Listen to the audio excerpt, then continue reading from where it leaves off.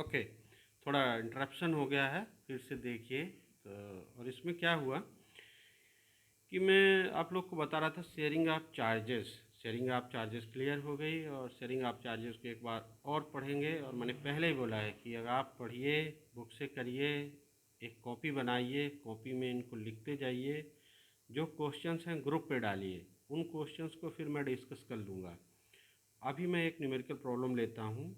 जो numerical problem मैं ले रहा हूँ एक कूलम्ब्स लॉ से संबंधित, ज़रा देखिए।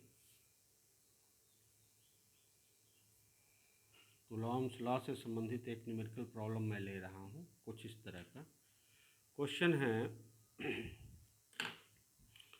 कि 10 माइक्रो कूलम चार्जेज आर, इसमें 10 माइक्रो कूलम चार्जेज हैं, 10 micro coulomb charges are kept at 30 centimeter in air medium. Find the value of Coulomb force. Coulomb force इसका आंसर यहाँ करेंगे। ज़रा ध्यान दीजिए, फिजिक्स में न्यूमेरिकल का बहुत इम्पोर्टेंस है। आप जो भी थ्योरी पढ़ेंगे उसको न्यूमेरिकल पे फॉलो नहीं करेंगे, न्यूमेरिकल उससे रिलेटेड नहीं करेंगे तो पूरा कंसेप्ट क्लियर नहीं होगा। न्यूमेरिकल ही एप्लीकेशन है। तो मैं यहाँ बोलूँगा कि इसको कैसे करते हैं, ज़रा इसको समझिएगा। जैसे मैं ये क्वेश्चन लिख दिया हूँ कि 10 micro coulomb charges are kept at 30 centimetre air medium, find the value of coulomb force. इसमें और भी अच्छे क्वेश्चंस भी आगे आप कराएंगे, बस एक इंट्रोडक्शन के लिए अभी कर रहा हूँ समझने के लिए। जैसे मान लीजिए, तो पहले आप एक फिगर दिमाग में बैठा लीजिए कि दो 10 माइक्रो कूलम के चार्ज हैं। Q1 है 10 माइक्रो कूलम, Q2 भी 10 माइक्रो कूलम है, और उनके बीच का जो डिस्टेंस दिया है वो 30 सेंटीमीटर दिया हुआ है, और मीडियम एयर है। ये लिखना बहुत ज़रूरी है कि ये एयर मीडियम है या कौन सा मीडियम है, क्योंकि इससे कुछ बातें क्लियर होंगी। इसमें कौन सा फार्मूला लगेगा, देखिए इसमें आपको कई फार्मूले हैं कूलम के फोर्स के, हमने केसेस पर डिस्कस किए थे। तो यहाँ पर F = 1/4πε0 Q1 Q2/r², ये फार्मूला लगाएंगे। ये फार्मूला कब लगता है, जब SI में है और एयर मीडियम है, तब ये फार्मूला लगता है। तो इसलिए यहाँ एयर मीडियम को देख के आपने लगा, और इसको हमने पूरा SI में कर देंगे। तो SI में करना है, तो बताओ Q1 माइक्रो कूलम में है, तो इसको कैसे बदलोगे। 1 माइक्रो कूलम में कितना होता है, 10⁻⁻6 coulomb. 1 micro coulomb = 10⁻⁻6 coulomb. 1 nano coulomb = 10⁻⁹ coulomb.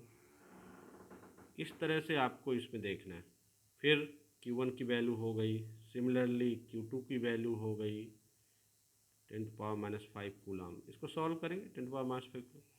R की वैल्यू भी CGS में है, इसको किस में करेंगे, इसको आप मीटर में कर दीजिए, SI में कर दीजिए, ठीक है। अब वैल्यू यहाँ रख दीजिए। 1/4πε0, ये जो कांस्टेंट है इसकी वैल्यू आपको हमने बताया इतनी होती है SI में। Q1 की वैल्यू आप रख दो 10⁻⁵, 10⁻⁵, और नीचे आप इसकी वैल्यू रख दो 30 × 10⁻⁻2 का स्क्वायर। सॉल्व कर दीजिए, सिंपल है, आपसे बन जाएगा। बस कंसेप्ट्स को कैसे अप्लाई करेंगे इसी में आपको थोड़ा कन्फ्यूजन होता है, बाकी तो आप बहुत आसानी से कर लेंगे। इसको सॉल्व कर दीजिए, पहले पावर सॉल्व कर दीजिए, नीचे भी पावर सॉल्व कर दीजिए, -2। फिर ये आपको मिल गया, ये ऊपर जाएगा 10⁻⁻1 + 2 यानी 10⁻3। जो फोर्स आया वो 10⁻3 क्या यूनिट लिखेंगे, न्यूटन। SI यूनिट है, 10⁻3 यूनिट। अच्छा, इसका नेचर बताइए क्या लिखोगे, कैसा फोर्स है ये, अट्रैक्टिव या रिपल्सिव, अट्रैक्टिव और रिपल्सिव। इसको आप गेस करिए कैसा फोर्स, कहाँ से गेस करेंगे। ये रिपल्सिव है, ये कैसा फोर्स है, रिपल्सिव।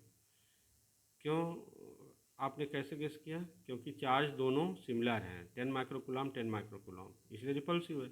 अगर मान लो एक 10 माइक्रोकुलाम है, एक -10 माइक्रोकुलाम है, तो रिपल्सिव की जगह अट्रैक्टिव होता है। अब मैग्नीट्यूड क्या है? पहला वाला दूसरे पे कितना फोर्स लगाएगा बताओ, और दूसरा पहले पे कितना लगाएगा? पहला वाला दूसरे पर 10⁻³ न्यूटन लगाएगा, और दूसरा वाला भी पहले पर 10⁻³ न्यूटन लगाएगा। अब देखिए, कई चीज़ें हैं, बेसिक्स चीज़ों का उपयोग करके, अब चूँकि लेवल आपका बढ़ चुका है, बड़ी क्लास में हैं, बहुत सी चीज़ें पढ़ चुके हैं, तो कभी कभी ये 10⁻³ न्यूटन को 1 kN भी लिखा हो सकता है आंसर। तो वहाँ 1 kN का मतलब क्या है? 1000 न्यूटन। ये के फॉर किलो ये भी यूज हो सकता है, इसलिए कभी भी कंफ्यूज नहीं होना है। तो यहाँ पर इतना ही मैं डिस्कस कर रहा हूँ। कल जो है अगले वीडियो में हम मल्टीपल चार्जेस, यानी अभी तक तो हमने 2 चार्जेस की बात किया कि Q1 Q2 हैं, Q1 Q2 के कारण से लगने वाला जो फोर्स है, और ये अभी स्केलर इसका डिस्कशन किया है, स्केलर पार्ट। अब हम इसका वेक्टर पार्ट कल डिस्कस करेंगे, और फिर फोर्सेस ऑन मल्टीपल चार्जेस, मान लो 2 के अलावा तीसरा चार्ज है, चौथा चार्ज है, या how many charges are there in the space, उन पे कैसे फोर्स लगता है, उसको फोर्सेस ऑन मल्टीपल चार्जेज, ये भी एक बहुत अच्छा कंसेप्ट है। लकली आपको 12th में जो पहला चैप्टर मिला है इलेक्ट्रोस्टैट, ये काफ़ी कंसेप्ट वाला और बहुत कुछ समझने वाला है।